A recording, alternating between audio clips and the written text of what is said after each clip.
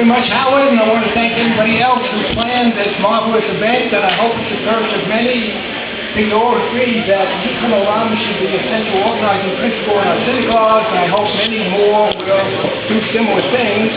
As Howard mentioned, I'm going to be addressing Judaism and vegetarianism, and a little controversial as it is, so I'm going to just give you a little background. Why am I qualified to talk on this topic? Well, first of all, I have the special tie here with all these fruits. I didn't know there'd be refreshment, so I would like to have something like that. And fruits aren't enough for you. We also have a special tie here with all kinds of vegetables, so that if anybody's a little hungry, see me a little later. And to carry out the theme a little more, I have a special teapot here, also a lot of fruits and vegetables. And sometimes I forget who I am, so it says veggie in the back of it. So these are some of the reasons, but most of all, I'm wearing two little underwear. So that's some of my qualifications, but also the issues are so important. I've written this book here, Judaism and Vegetarianism, and by the way, I have 130 articles on the internet, very easy to find, just Jewish, followed by veg'ism, and then / my last name, Schwartz, SCHWRTZ. So you can find a lot of articles because we hope that this will be something discussed in the Jewish community. We don't come in and say, this is it, take it or leave it. We're trying to get a dialogue on the issues, should Jews be vegetarians? So we have that book. Now, in addition, we're going to be discussing the world is very much threatened today. We have another book here, Judaism and Global Survival. And again, I have articles on the internet on this, trying to show that there is a Jewish message regarding some of the things that Howard mentioned, Darfur and the environmental issues. We have cases here from Kojo and all of these issues, so we try to address them here. And if anybody's interested, we have a little table over there. We're giving out free booklet here, A Case for Jewish Vegetarianism. So if you want a summary of our case, feel free to stop by. And also, been very fortunate to run into something that with Donald Friedberg, an award-winning, Emmy award-winning producer. We've made this movie here. It's called A Sacred Duty, Applying Jewish Values to Help Heal the World. And I think that's what Tikkun Olam means. Thank God we have these wonderful messages and we want to get them out to people. We're giving it away free. This is so important. We hope people will share it with many others. You can see it on YouTube, and you can also see it on the title here, sacredduty.com. So we hope people will look at it, share it, because it's essential we get the Jewish message out there. Now, we don't have too much time, so I want to get right to the three key, very important, maybe controversial reasons that I think Jews should be vegetarians, and we'll try to expand on it, and I'm happy to take any challenges, questions, comments you may have. So here are what I consider three essential reasons that Jews should be vegetarians. First of all, very unfortunately, the world is now heading toward an unprecedented catastrophe. And unfortunately, we're seeing it in Iowa, we're seeing it in the Mississippi River, we're seeing it in the fires in California, flooding going on, and storms, and we'll go into it more a little bit later anyway. And many things, of course, have to be done, but one thing that is being overlooked, an inconvenient truth that even Al Gore is overlooking, is how important it is that there be a shift to plant-based diets in order to combat global warming and other environmental threats. It's not the whole answer, to say the least. In mathematical terms, it's necessary, but not sufficient. But without it, we're not going to solve the global warming problem. We'll discuss it more later. I just want to outline the three top reasons why it's essential that Jews, being a light unto the nations, especially, should shift towards vegetarian diets, be an example for the rest of the world.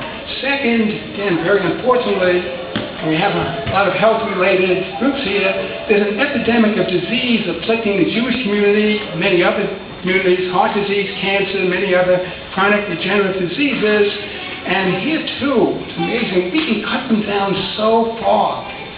Cut out so many diseases with a shift toward plant-based diets.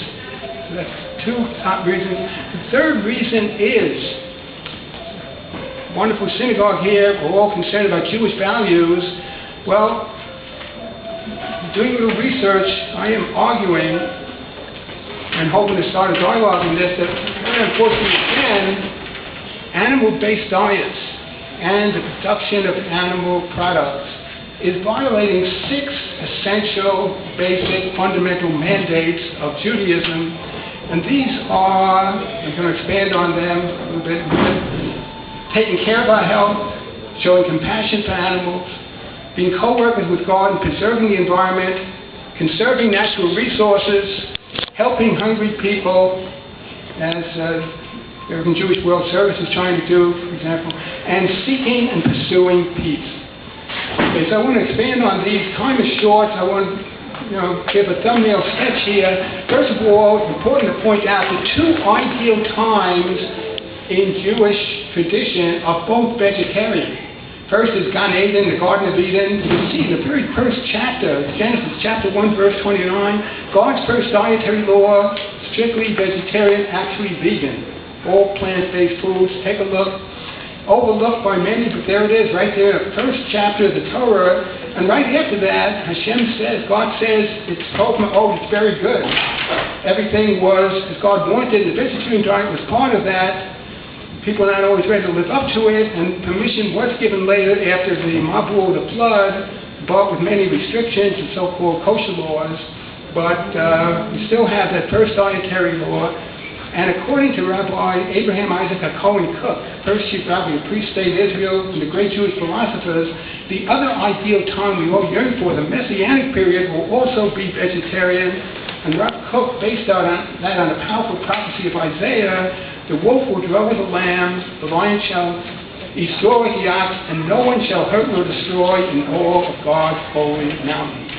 So we have, I can't say Jews must be vegetarians. There's certainly a lot about eating meat, about sacrifices and all, and I just want to give a thumbnail sketch. But the ideal times are vegetarian, and there was a second vegetarian attempt. We read it not this past Shabbos, but the one before, where God provided manna for the Israelites, kept them in good health for 40 years. They cried out for flesh. While they were eating it, provided very reluctantly by God, Moses was very unhappy about it. They ran out. While they were eating the quail, the flesh they were provided reluctantly, great plague broke out, place that occurred called Kibrot Hatava, the graves of lust, an early indication of the negative health effect of animal-based diets. Okay, so what I want to do is go through now, a limited time, the 6 mandates that point to vegetarianism as the ideal diet, and in doing that, try to bring out the other 2 key reasons. First is taking care of our health. V'nishmatem li'ov v'nafshotehem, in Deuteronomy, the sages interpret that as very diligently guard your health. As a matter of fact, it overrides the ritual commandments, as important as they are. And it can be argued that this mitzvah, taking care of our health, is the most important one in Judaism because it overrides many other important mitzvot. We all know how important Shabbat is, but if a life can be saved, then it's not a matter of saying, well, I can't drive to the hospital, I can't use the phone. To save a life,